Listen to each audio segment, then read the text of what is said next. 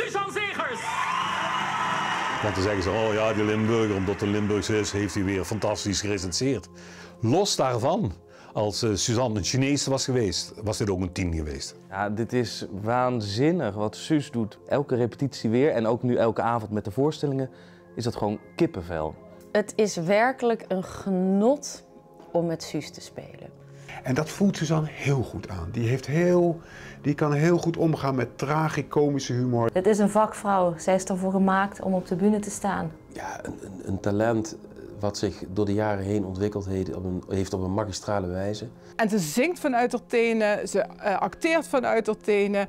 Ze is zo vol met passie, deze vrouw. Ik noemde haar een keer een krachtbom, dat is ze gewoon. Zo klein als ze is, zo krachtig is haar vuur en haar energie. Suzanne Zegers is een wereld op zich.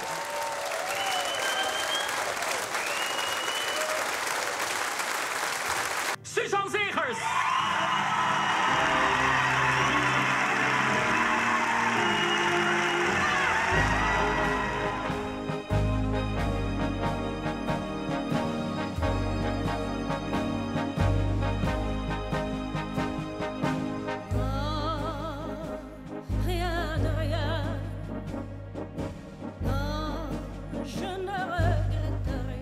Ja, je kan mij niet in een hokje stoppen. Dat gaat niet. Dat heb ik zelf geprobeerd. Dat hebben anderen geprobeerd. Maar dat gaat niet.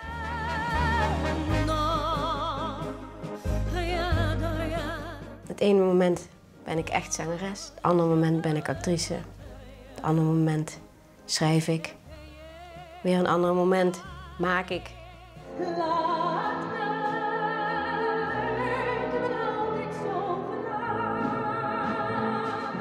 Ik ben terug naar huis gekomen toen ik was aan het werk in het zuiden en ik sliep bij een vriendinnetje. Een van mijn beste vriendinnen. Ongeveer 3 maanden. En ik woonde in Amsterdam.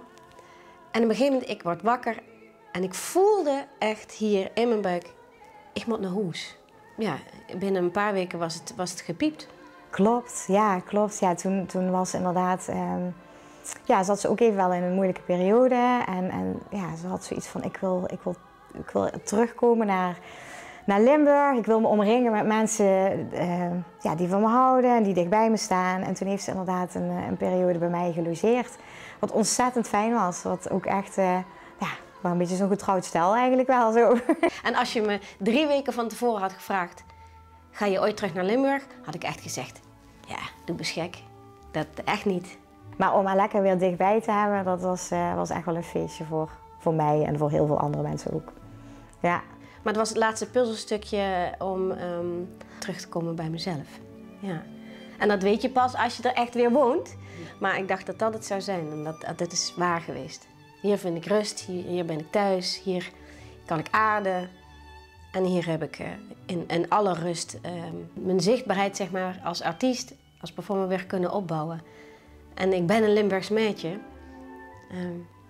Ja, er is niks leukers en fijners om dan hier thuis te zijn. Hij mich vast, hij mich nog even vast, voordat vergaan, slapen hij mich vast, hij mich vast. Toen hebben we ons gezien met carnaval.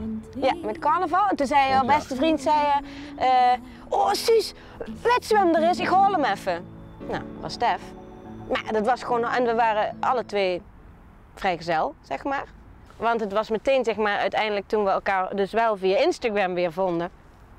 Toen we elkaar bij Zondag in het Zuiden zagen we elkaar. Ja, toen wordt het eigenlijk al duidelijk. Ja. We hadden niet zoveel nodig om te denken, ja, dit is goed. Ja, ik werk nu in Düsseldorf, dus ik rij op en neer vanuit Roermond. Wanneer is het? Beroeps? Maar we kunnen het goed verdelen allemaal, hè? Ja. Ja, het is de nu planning.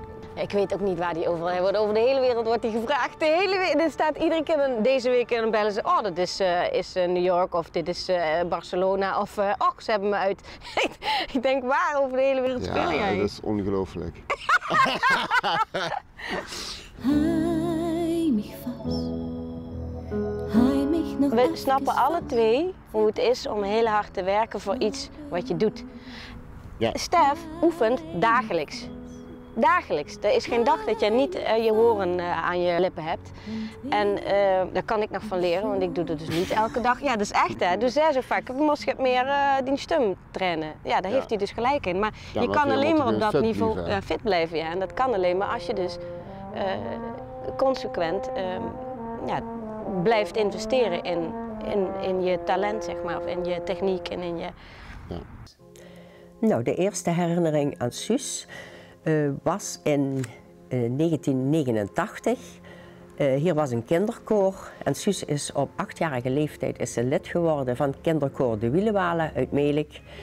En daar werd ze lid en het was al gauw duidelijk dat het een pittige dame was met een hele heldere mooie stem. En die konden we dus zeker bij een kinderkoor heel goed gebruiken. En ik heb hier nog een paar foto's van het eerste optreden in het Laurentius ziekenhuis in Roermond. En hier zie je al dat ze heel goed mee staat te zingen, ondanks dat ze eigenlijk maar net pas lid was. Wij zijn in aanraking gekomen met het kinderkoor van Deurne. En die organiseerde al jaren het Brabants Kindersongfestival. En toen was Suzanne 11 jaar. En uiteindelijk bleef ze de hele dag het hoogste aantal punten behaald te hebben. Dus we gingen ook nog met de wisselbeker van het Brabants Songfestival gingen we naar huis toe. En die had Suzanne gewonnen. We zijn er verschillende jaren zijn we er naartoe gegaan. En dan gingen we weer naar huis met de afdelingsbeker, de publieksprijs en de wisselbeker. En die had Suzanne gewonnen. Suzanne is even op blokfluit begonnen en daarna is ze overgegaan op dwarsfluit. En dat heeft ze tot een jaar of 15, 16 gedaan. Ze speelde fluit en ze ging dan ook zingen. In een liedje speelde ze dan fluit en het volgende liedje ging ze dan voor ons staan en dan ging ze begeleid met de jeugdharmonie het lied zingen. Ik was een van de klarinetisten, ja. Suus die speelde dwarsfluit en ik speelde klarinet. Ja. Ja, Harry Wolters die zette haar dan ook in het daglicht. Suus is natuurlijk een pareltje en met een enorm talent. En daar speelde hij natuurlijk ook heel goed op in. Hij bood haar het podium om zich te laten zien. Hij heeft daar denk ik wel een hele fijne en belangrijke rol in gepakt. En haar heel erg gestimuleerd om dat talent te ontwikkelen.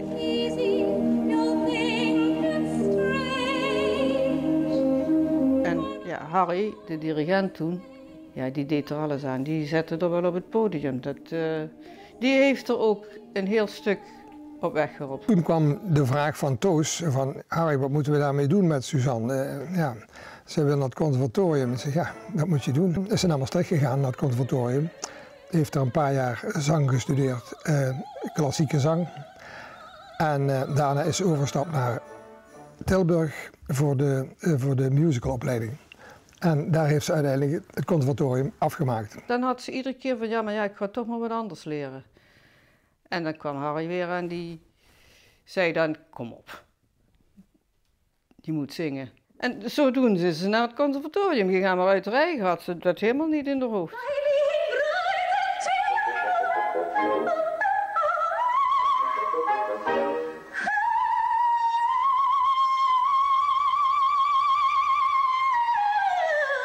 Haar eindexamen is gedaan hier in de zaal. Ja, de commissie is hier naartoe gekomen. De hele zaal in Melick, de harmoniezaal, werd omgebouwd door een aantal leden tot een soort theater.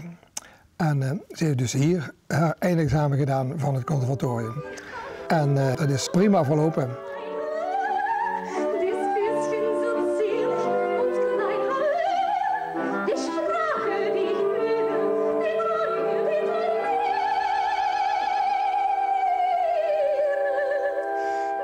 Ik vind het heerlijk om mezelf te zijn op het podium. Dus echt met mijn eigen verhalen, mijn eigen liedjes. Gewoon wat er in me opkomt ook. Want de laatste jaren deed ik niet eens meer een verhaal schrijven. Maar was het gewoon poep, improvisatie. En ging met de zaal, ja, wat er op dat moment gebeurt.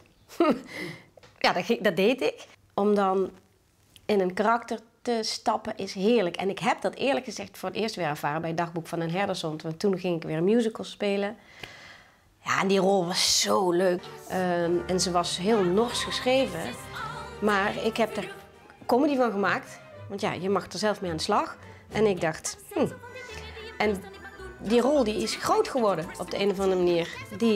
Ook al was ze zo klein, Katrien was een van de grote rollen uiteindelijk. Ik weet nog dat Servé zei van, wat een rolontwikkeling, niet normaal. En dat was een heel groot compliment, want hij vond wat het geworden was, ja, dat nog beter. Dus dat, ja, dan is het, ja, dat is te gek.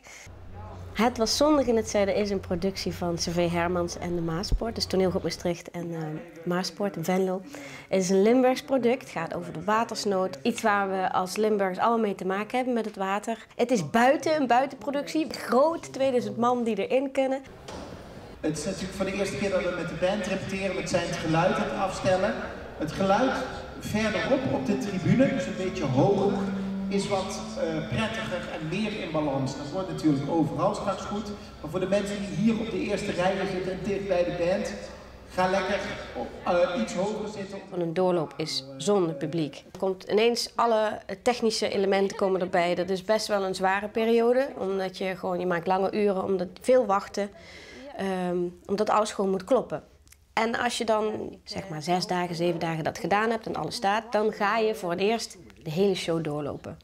Ja, dat is te gek, want iedereen is in een andere staat van zijn. Iedereen denkt, oeh, spannend. Ja. Als ik in een rol kan kruipen, dan hoef ik niet bezig te zijn met wie ik ben of wat ik zeg. Dan is het niet zo privé. En het is ook wel eens lekker om daar niet over na te denken en niet je zo kwetsbaar op te stellen, zeg maar. Zo'n zenmomentje. Oh. Alles is al gekend, dus je teksten, alles loopt natuurlijk. En dan krijg je je pruik op en dan word je ineens je personage. Ja, dat zijn altijd van die mooie dingen. Ik vind haar toch leuk? Ja, Piaf, ja. Nou ja, ik zit nog midden in Zondag in het Zuiden, maar ik ben thuis al mijn script aan het stampen, dus de tekst, want anders krijg ik het niet gecombineerd.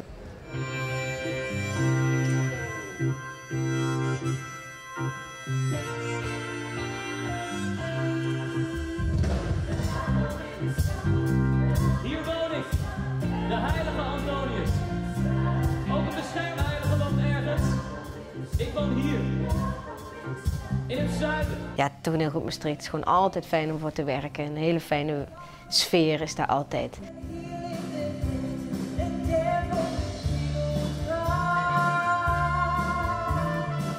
Hey, is het goed? En kom nu gewoon even langs met kerst. Ik ben gewend om aan te gaan op de energie van wat ik van het publiek ook krijg. Ik merk dat ik me voed met de mensen waar ik nu mee samenwerk. Ze noemen me, oh, dat is het zonnetje weer. Het is ook zo. Ik vind het fijn om met hen te zijn, dus ik ben blij en daar laat ik van op. Dus dat geeft heel veel energie.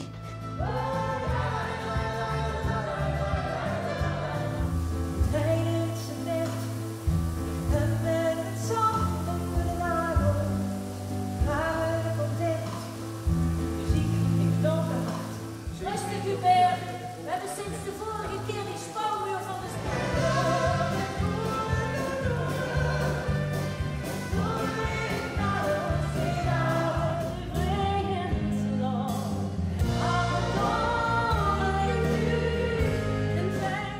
Dus ik ben met de dingen die ik doe heel gelukkig. En de mensen waar ik mee samenwerk heel gelukkig. En daar zit heel veel rust. En ik heb wel eens tijden gekend dat er heel veel onrust was. En dat is er niet.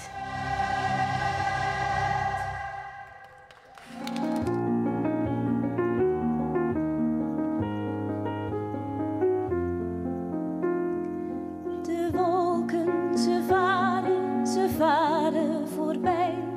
De sneeuw van december, de bloei van de mei. Alles wat ik zing wordt herinnering, lief kind. Zo waait de wind. Het is een hand op je schouder en een voetstap op het grind. Zo waait de wind. Zo komt de liefde, opeens ontmoet je haar. Zij komt jouw kant op en niemand weet van waar. Als je de moed al hebt verloren, komt onverwachts een vriend.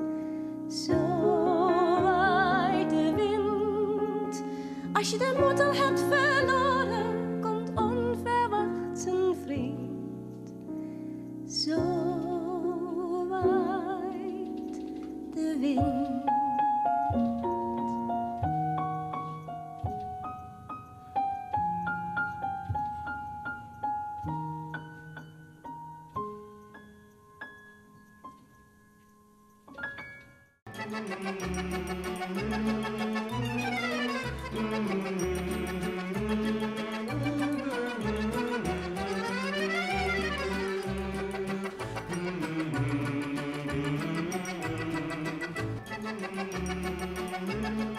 Terwijl de uitvoeringen van Zondag in het Zuiden nog bezig waren, begonnen de repetities voor de musical Piaf. En vandaag repeteren we voor het eerst met het combo in Amsterdam.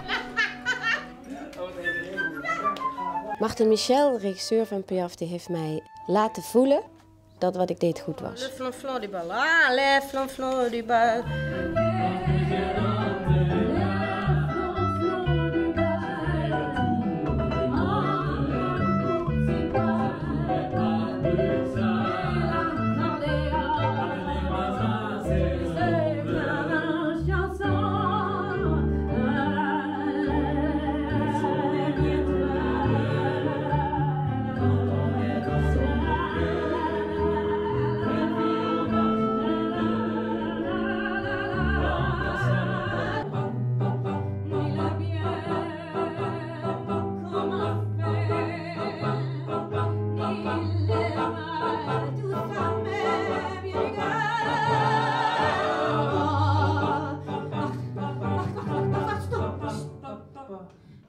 Als je één ba doet, het kan grappig zijn. Als één ba te veel wordt, het wordt een beetje grappig. Ja. Piaf is me zo vloep in de schoot geworpen. En leggen ze dat zomaar bij mij neer. Tja, het is nogal een, ik wil niet zeggen een druk, maar iets wat je moet gaan waarmaken. Zowel voor een producent, zij brengen het. Ja, als het niet goed is, is het niet goed, dan komt er niemand naar theater natuurlijk. Dus ik moet het wel goed doen. Plus dat de heel Nederlandse theater ook mee gaat kijken. Want iedereen wil weten hoe dit gedaan wordt. Zo'n groot icoon. En ze zeggen wel eens, weet je, ga er maar aan staan, allemaal dat soort dingen. Ja. Moet veel...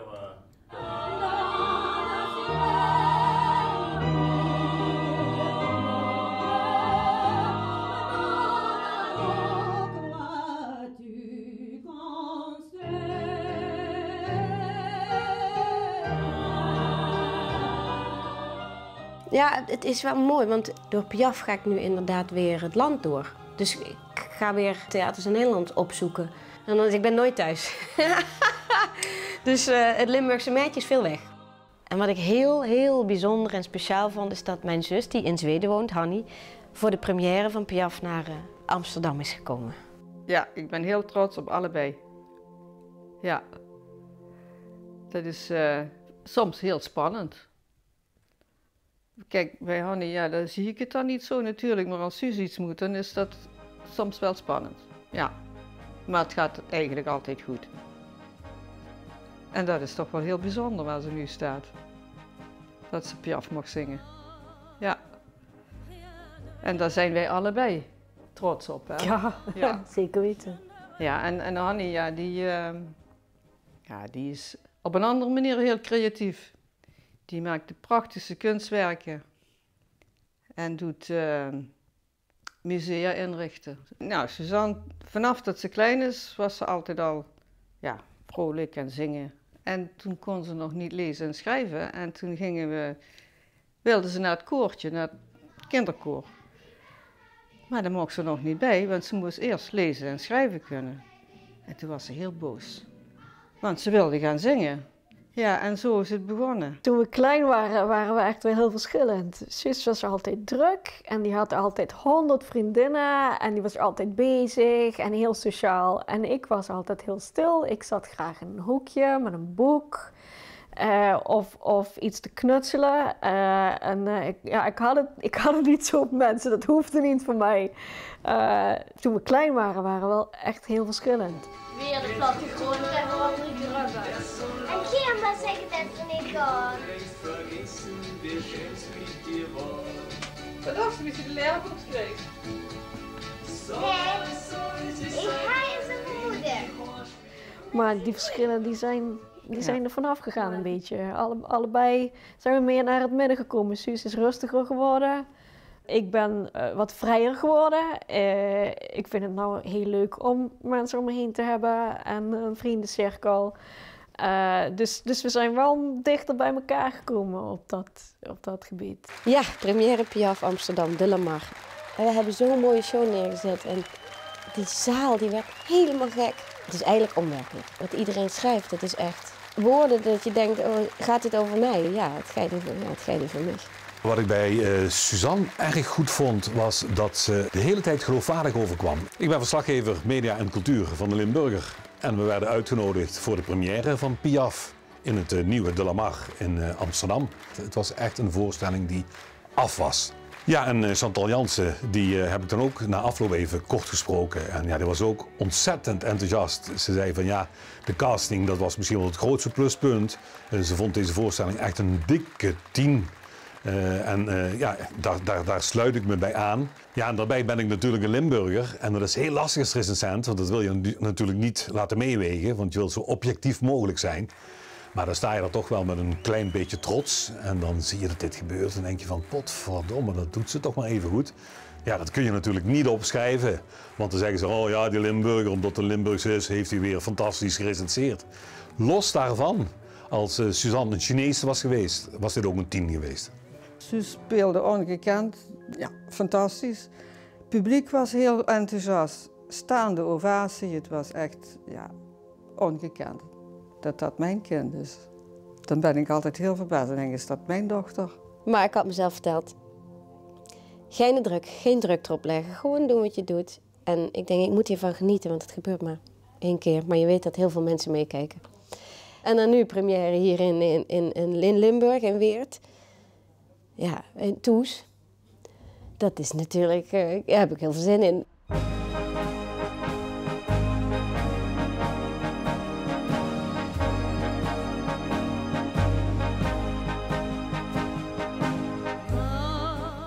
En ik ben blij dat we de stress gehad hebben van vorige week. Dus, maar ik ben nog steeds helemaal kapot. Door alles, mijn telefoon is ontploft.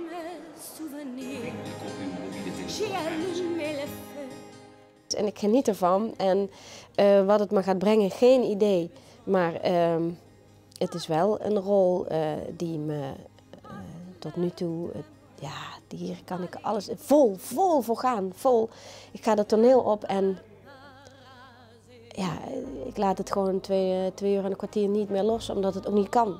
Dat deed zij niet en dat kan ik ook niet. En het stroomt en ik verander gewoon echt in haar. Dat is ja, wonderlijk om mee te mogen maken. Dus de rol van mijn leven voor nu wel, ja. Absoluut zeker en vast.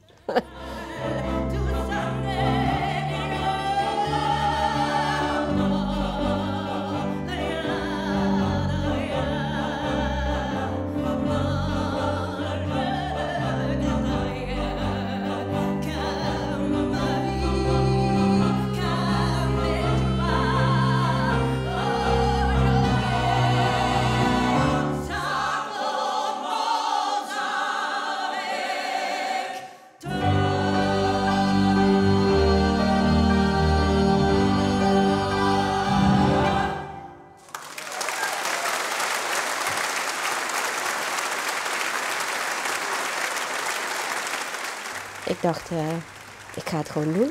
En hoe anderen het gedaan hebben, ja, dat is niet... Ik doe het op mijn manier en met een heel goed script en hele fijne, goede collega's. En een goede regisseur. En heel mooi licht en een decor. Dan kom je dus, kan je tot grote hoogte stijgen.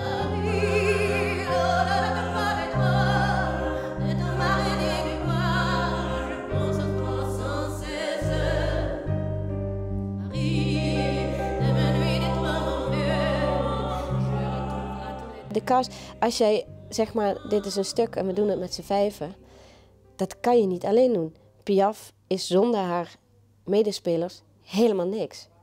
Helemaal niks. En het mooie is dat het zijn allemaal stuk voor stuk goede acteurs, goede zangers. De arrangementen zijn zo ontzettend mooi gemaakt dat het altijd mooie bedjes legt onder mijn lied, zeg maar. Als zij zijn zo steady en het is iedereen is zo verschillend. Maar met iedereen heb ik zo'n klik en een band dat het daardoor gewoon stroomt en voelt. Dus blijkbaar ook voor het publiek alsof wij gewoon een warm, hele hechte club zijn. En dat is, ja, dat zie je ook, dat zie je terug in de zaal, dat voel je. En dan kan je ook met elkaar stijgen naar grote hoogte. Tant l'amour est notre âme et matin, tant que mon corps frémira sous tes mains, peu m'importe les problèmes, mon amour, puisque tu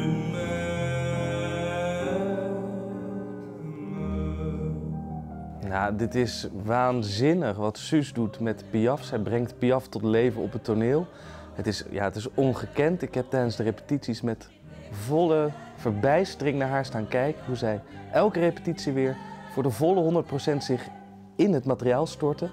En dat is echt elke repetitie weer. En ook nu elke avond met de voorstellingen is dat gewoon kippenvel.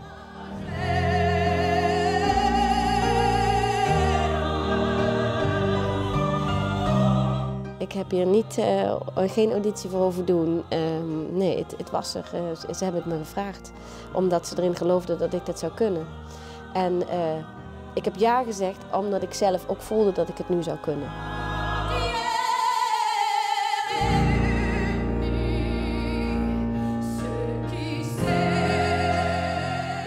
Het fijne is, ik kan ook niet nadenken. Want ik begin en het gaat.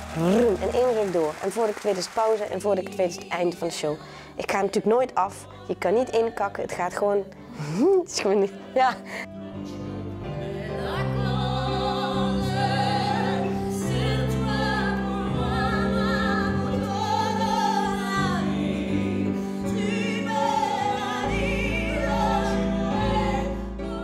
Als ik nou kijk naar wat ik zelf allemaal heb gedaan de afgelopen jaren, dan staat Piaf, zei ik toevallig vandaag nog in de bus, wel bovenaan in het lijstje.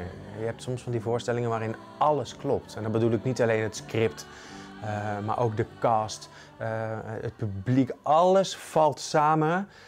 En op een of andere manier is Piaf weer zo'n voorstelling dat je denkt, oeh, dat sprankelt, daar zit iets magisch achter. En het is heel bijzonder.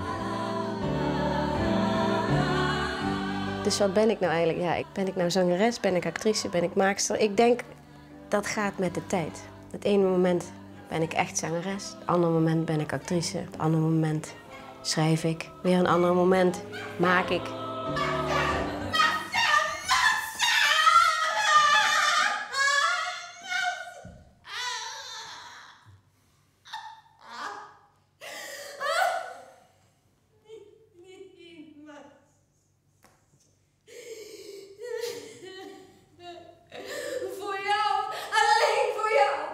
Het is werkelijk een genot om met Suus te spelen. Dus Suus speelt natuurlijk heel erg ook, de repetitieperiode zijn we ingegaan door over haar rol na te denken en dat soort dingen. Maar dat laat ze op toneel los en dan zit ze heel erg in het moment. En dat is fantastisch om met zo iemand op die manier samen te spelen. En ik sta elke avond nog steeds te genieten vanuit de coulissen, vanaf de zijkant. Om zo naar mijn collega's te kijken hoe zij mooie scènes spelen.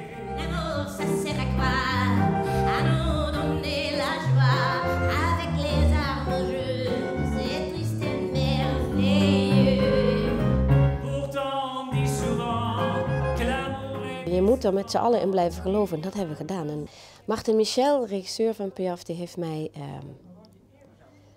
ten alle tijden laten voelen dat wat ik deed goed was.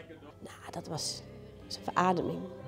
Daardoor kon ik zelf groeien en zelf gaan voelen en in haar gaan kruipen. Want je hebt ook wel eens regisseurs die gaan bij alles zeggen, nee, dit. En ik ben zo niet. Het moet stromen. Bij mij moet het stromen en dan komt het vanzelf wel. En dat heeft hij gezien en dat heeft hij laten gebeuren.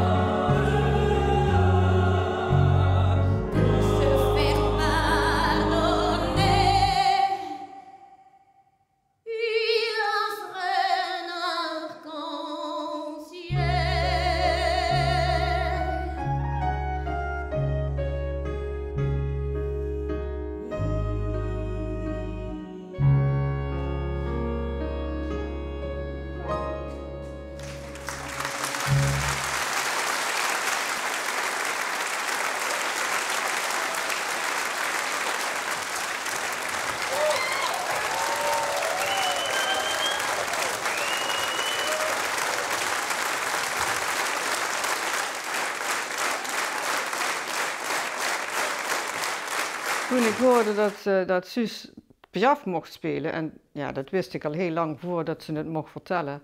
Ja, dat was fantastisch natuurlijk, want dat is een rol. Ja, dat is voor haar een droomrol. Dus, en ik dacht wel van, poeh, dat is wel heel wat.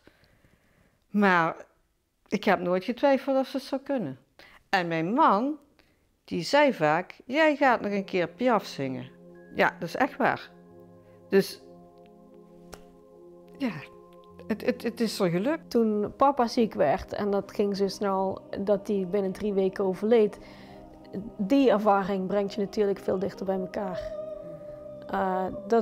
En ook omdat we dat samen zo hebben beleefd. Ja. We zijn echt de laatste dagen alle 3 bij hem geweest. Het waren 3 hele mooie weken. Want toen leefden we eigenlijk bij Suzanne in huis, ja, tegenover het hospice. Precies. Ja. En toen zijn we ook samen naar Zweden gereden. We hadden papa beloofd dat we samen kerst zouden vieren. Dus toen zijn we de camper ingestapt. Zijn naar mij thuis in Zweden toegereden. En daar hebben we dus ook samen kerst gevierd. En de krans meegenomen wat papa gemaakt heeft. Ja, die heeft bij mij gehangen toen. En toen hebben we ook, want hij wou graag stenen uit Zweden op zijn graf. Toen hebben we bij mij thuis, op mijn stukje land, iedere steen uitgezocht. En die liggen dus op zijn graf. Dus hij heeft toch een stukje van mij bij zich hier, waar die ligt. Ieder ging zijn eigen ding kijken waar een steen. En ik zag een steen wat verderop en ik pak die steen. En Suus draait die om. Toen zegt ze, mama, dat is een hart. En dat is een roze hart, die steen. Ja, ja, dat was echt heel bijzonder. Hè? Dat kan geen toeval zijn geweest.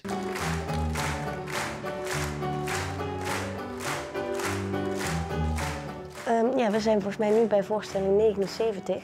We hebben er 83. Dus we staan in Maastricht vandaag. Dat is een van de laatste.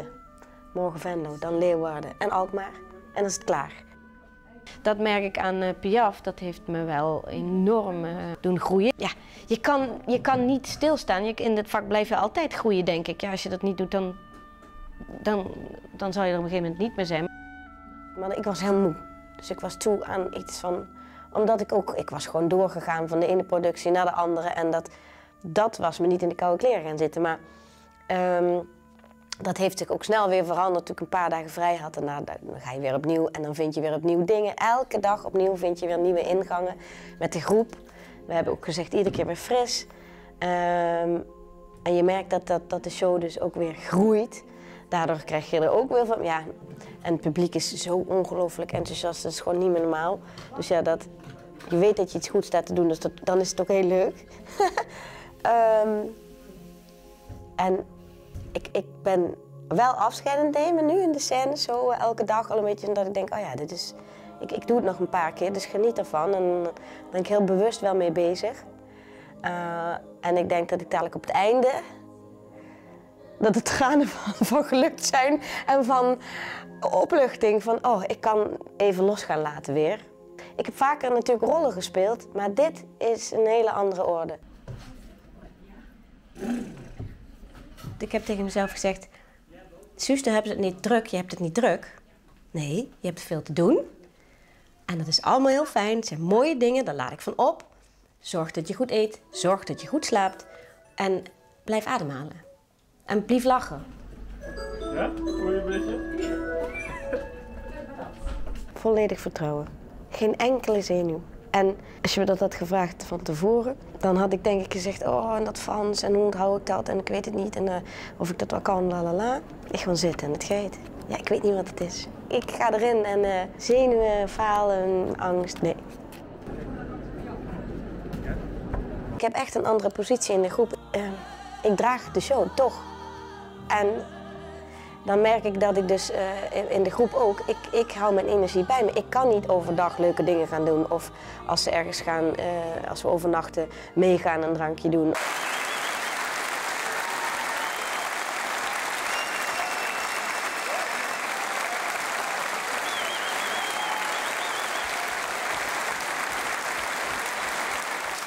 Het is met heel veel liefde in mijn hart afscheid nemen op wat we op het toneel hebben gedaan.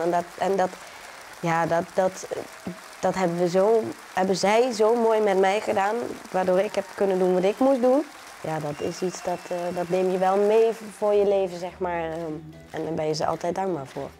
Ik kijk er met heel veel liefde naar terug eigenlijk.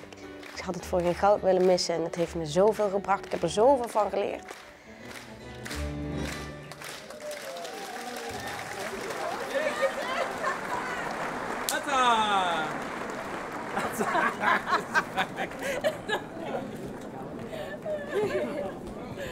Oh my god. Ja, zo zweten.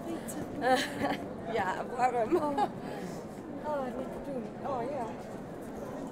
Toch omkleden. De musical er wel. Ja. Nou, we hebben eerst een half uurtje in de rij gestaan voor de foto's, hè? Voor de ja. Ja, stuk voor stuk uitzonderlijke prestaties. Maar er kan er slechts één winnen. En dat is... rauw en gevoelig, extravert en intiem. Suzanne Zegers! Ja, en dan win je. Het grappige is, jij zei nog, je keek eerst naar links. Maar ja, daar zat Simone Kleinsma, dus mijn eerste reactie was... Oh, sorry. Was ze trots? Zeker. En ik dacht, die valt daar het publiek in. Zo snel rende je.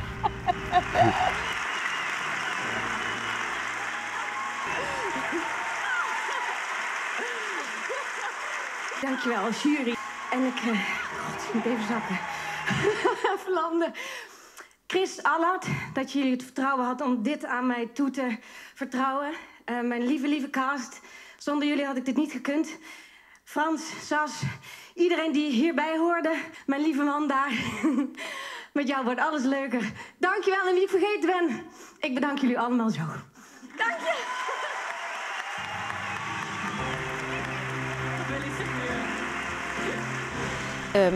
Ja, die musical, of ja, twee musical awards.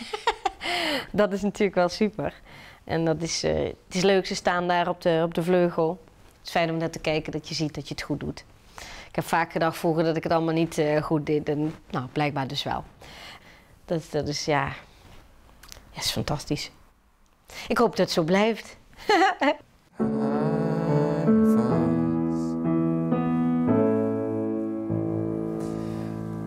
Ik moest ergens spelen en daar speelde ook Suzanne Zegers.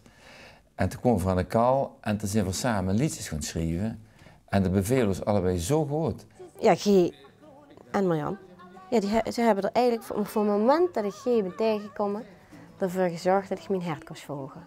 Dat ik echt ben met de voet op de grond, de wortels de aarde in. En dat ik kon gewoon gaan groeien in mijn hart. Dat hij niet gekend zonder dat begin. Vocht in hart, daar is maar één mens die weet wat dich gelukkig maakt. Vocht in hart, du bist de einzigste die voelt wat dich raakt. Het is toch zo'n schoon zin ook. Het zal helemaal zo. En eugenweg staat nu te beginnen. En bedenk, makkelijk is het voornemens. Misschien dacht ze, met zo'n diploma ben ik binnen. Maar ik hoop dat je voelt, ik ben immers. En als je het drugs verkeert, ik hoop dat ze één ding hebt geleerd.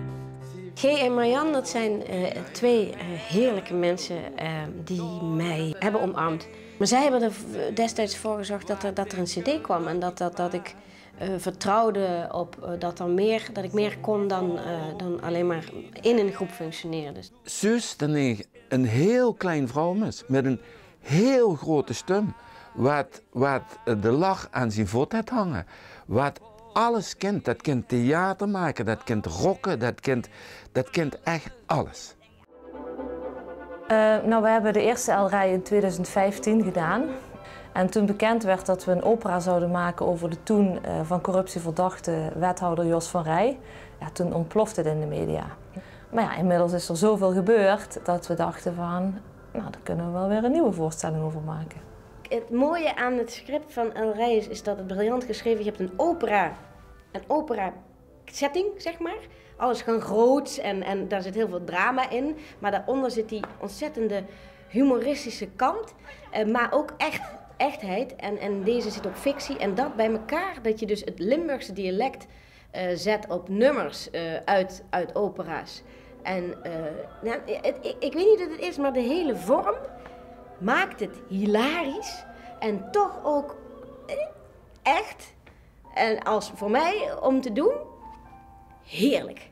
Smullen. Ik kan eigenlijk alles doen wat ik wil. En dat voelt Suzanne heel goed aan. Die kan heel goed omgaan met tragicomische humor. Die weet wanneer ze echt de mop moet maken. En daar is die.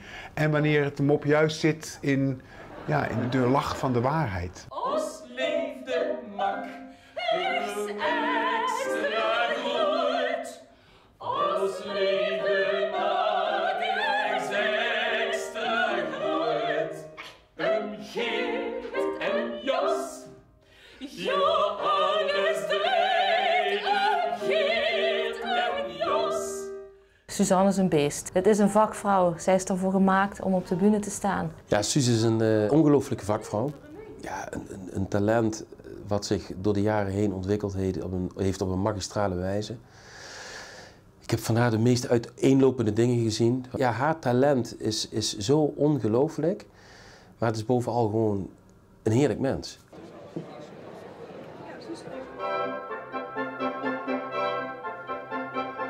Lekker aan het trekken.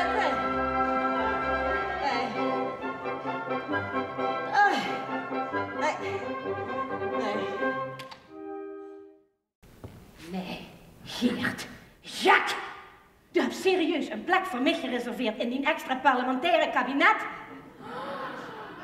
Anja, oh fucking hell man, ik werd minister. Oh, Anja, ik werd minister.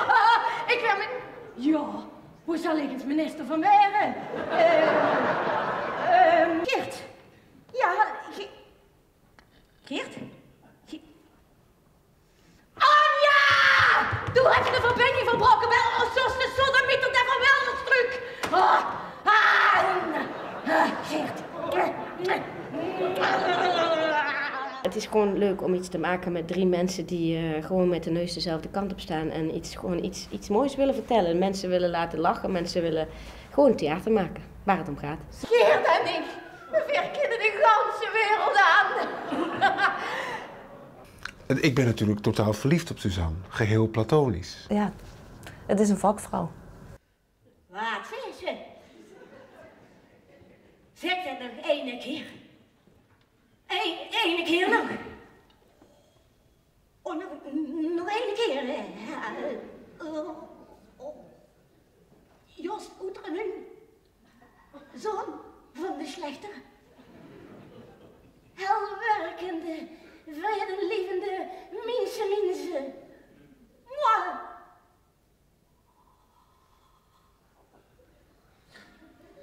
Anja, bel 3. Bel die ratten van de krant. Bel L1, bel iedereen dat je kent. Ik weer minister, president.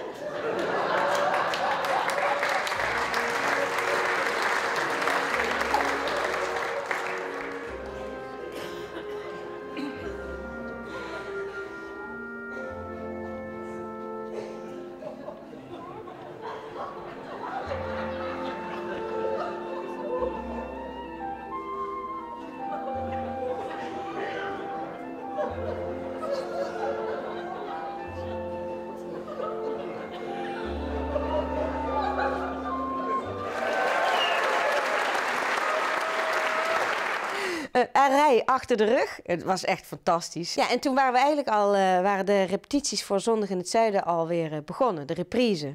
Dus dat was in Tegelen al, dus op het toneel. En ik zit weer met René van Wegberg in de kleedkamer. En we zijn volop nu in Toes, het nieuwe project, gestart.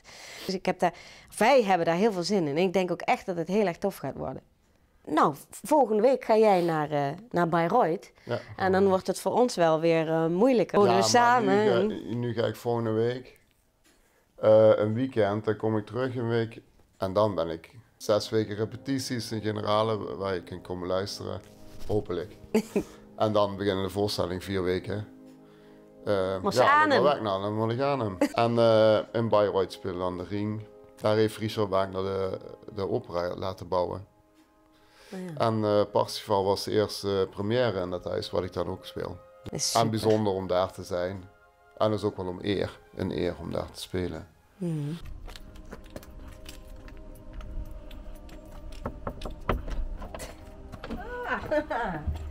Schat. Niet zo lekker. Dank je. Ja, of is het hier?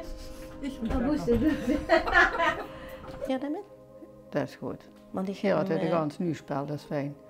Maar ja, heb ik het nu ook wel druk? Zien we elkaar niet zo vaak? Dat is maar heel weinig tegenwoordig, want ze heeft het hartstikke druk. En ja, dan komt ze wel even binnenvliegen. Even. En weer weg. Het is goed, we bellen en we appen. Dus dat kan ook. Alles bent. Wie weet weg voor ook moeten spelen.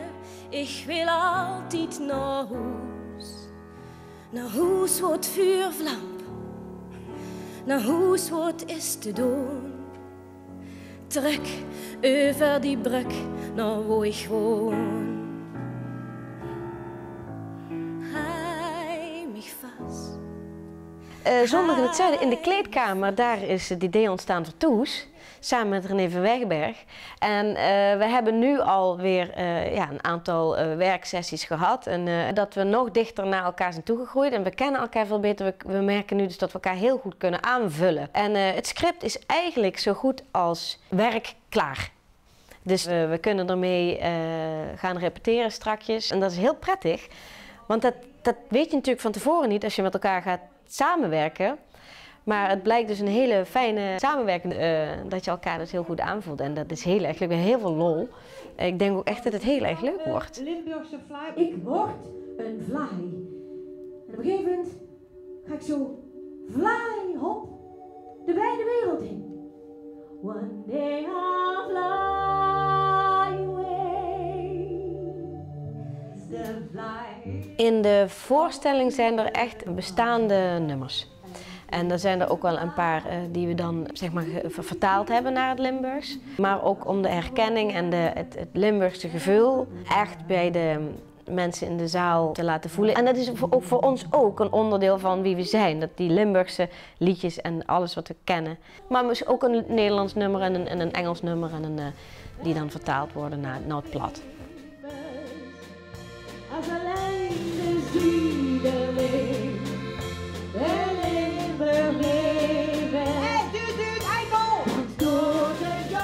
Van René van Wegberg is Muiderberg Toes.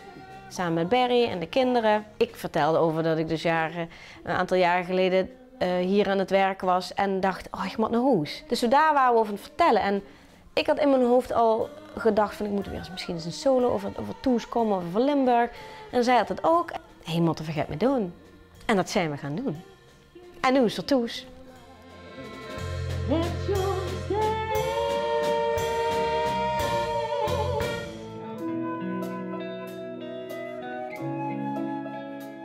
Maar dat is het mooie van theater, hè? Dat we kunnen onze eigen, zeker met deze voorstelling ook, Toes, we kunnen onze eigen verhalen vertellen, persoonlijke verhalen, ze zijn uniek. En tegelijkertijd proberen we het ook invoelbaar te maken, herkenbaar te maken voor andere mensen. En dat horen we gelukkig ook al terug, hè? Dat mensen er of troost uithalen.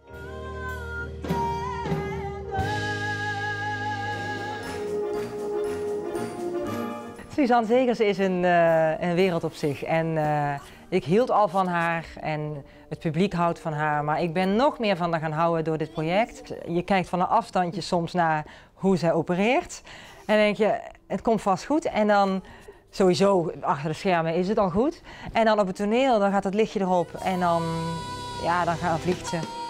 Dus nee, het is een heel bijzonder persoon.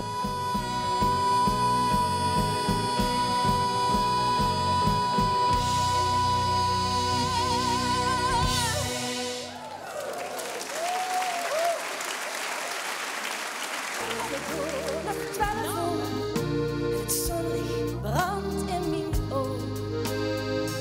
Oh, ik hoop maar dat ik sloop. Misschien valt het mij. Als ik droom van een boom in een zomerse wei. Auto vliegt u een treinenboer. Auto vliegt u een treinenboer. Wat is de wereld toch groot? Wij hebben deze voorstelling samen geschreven en alle veranderingen en zo, die hou ik dan netjes bij op mijn laptop. Op een gegeven moment was het zo'n soort van klaar. Heb ik mooi een script uitgeprint, ingebonden. Nou, die kreeg Suus en de regisseur, Joep Onderlinden. Maar Suus die werkt dan het liefst gewoon met haar eigen papiertjes, waar alles zo ondergekriebeld is. En oh, dit veranderen we en dat zo. En dan loopt ze nog steeds mee rond met een hele stapel met allemaal vodden en papieren. Terwijl ik heb een keurig script voor haar uitgeprint. Nee hoor, Suus lekker op haar eigen manier. Prima. En je doet je ding, dat is toch mooi? Ja. Nou, dat was dus bij Piaf zo overal blaadjes. Ja. En nu inderdaad... En afscheuren. En ja, dat gekriebel. En oh, die had ik er nog niet bij gezet. Oh ja, weet je zo. Het komt goed hoor, het komt altijd goed. Rien de rien. Non, je ne regrette rien. Ni le bien qu'on m'a fait, ni le mal, tout ça m'est bien égal. Non, rien de rien. Non, je ne regrette rien. C'est payé. Let me see what a rieste fly is on Jupiter and Mars. Ik merk wel grappig, als je dan met een nieuwe regisseur werkt of zo. Oh ja, die schrikt zich kapot. Die schrikt zich de eerste 3 dagen, denkt hij, wat is hier aan de hand? Oh ja. Want dan ben ik overal, want ik moet wennen aan iedereen om mij heen. Ik moet wennen aan alles. En dat gaat bij mij in fases. Ja. Maar ik zeg rustig maar, het komt goed. Het moet even bij mij in een kokertje komen. En dan kan ik gewoon functioneren. Dan weet ik ook hoe iedereen is, hoe hij is, hoe ik zelf. En dan geit het wel.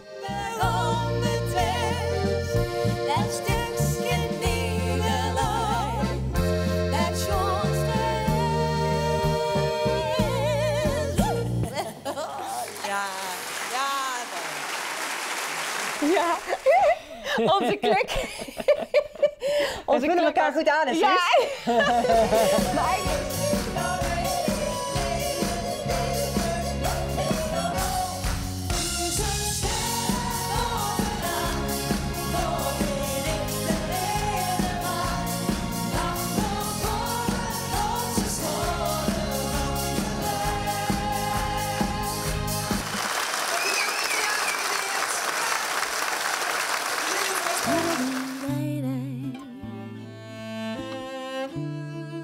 dit jaar 3 prijzen.